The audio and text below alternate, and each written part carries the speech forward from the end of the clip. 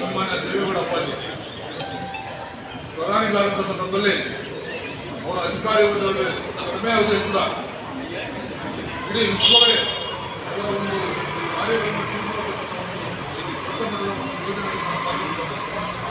ನೀರಾವರಿ ಆಗಿರ್ಬೋದು, ಕೃಷಿ ಆಗಿರ್ಬೋದು, ಕೈಗಾರಿಕೆ ಆಗಿರ್ಬೋದು, ತಂತ್ರಜ್ಞಾನ ಎಲ್ಲ ಕ್ಷೇತ್ರಗಳು ಕೂಡ ಯಾವುದೇ ಆದ ವಿಶೇಷ ರೀತಿಯಲ್ಲಿ ಅಭಿವೃದ್ಧಿ ಕೊಟ್ಟಂಥ ಕೆಲಸ ಮಾಡಿ ಇವತ್ತು ಅವರ ಅಭಿವೃದ್ಧಿ ಕೆಲಸ ಇವತ್ತು.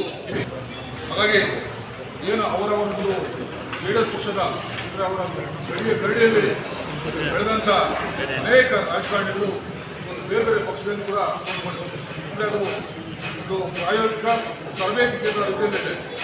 ಅಂಥ ಒಂದು ದಿಗ್ಗಜರ ಅಂಥ ಒಂದು ಹುಚ್ಚರ ಹುಟ್ಟುಹಬ್ಬವನ್ನು ನಾವು ಆಚರಿಸ್ತಾ ಇದ್ದೇವೆ.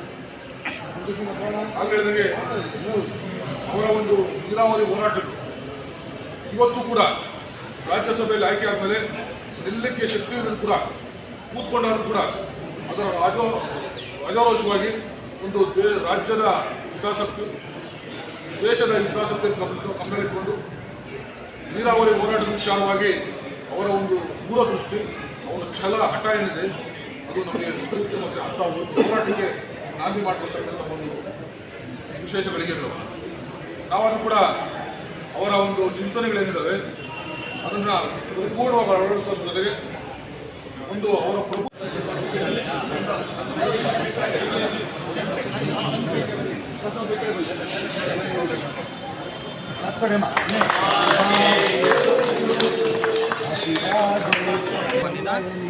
ಸ್ಟ್ಯಾಂಡ್ ಇಟ್ಕೊಂಡು ಮುಂದೆ ಹೋಗ್ತೀಯಾ?